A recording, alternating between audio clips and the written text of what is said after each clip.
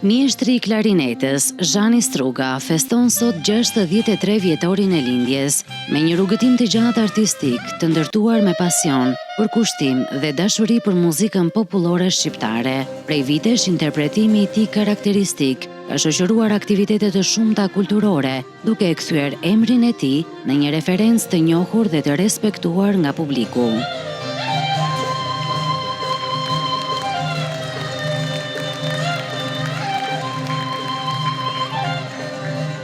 Kolegë dhe miq të skenës muzikore flasin me admirim për Zhani Strugën, duke theksuar profesionalizmin, korrektësinë dhe kontributin e tij në ruajtjen e traditës muzikore. Sipas tyre, klarineta në duart e tij ka ditur gjithmonë të përcjellë emocione dhe identitet, duke e bërë çdo interpretim të veçantë. Nuk është thjesht një 63 vjetor, 63 vjet, por është një punë e madhe që ka kryer Zhani, ka derur talentin e tij, ka dhënë kontributin e tij të madh në folklorin, në traditat e qytetit të Korçës dhe më tjerë.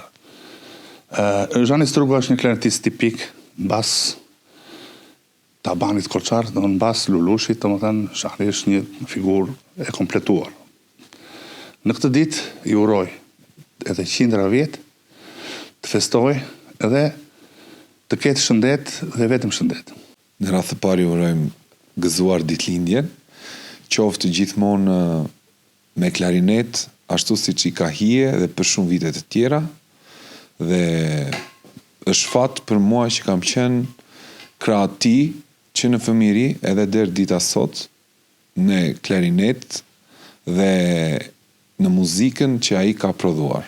Jam përpjekur që të marr mënyrën, stilin e lojës, të luajturit kaba, të luajturit muzikë tradicionale popullore korçare, dhe jo vetëm unë, po shumë klarinetistë të rinj të zonës të Korçës dhe jo vetëm.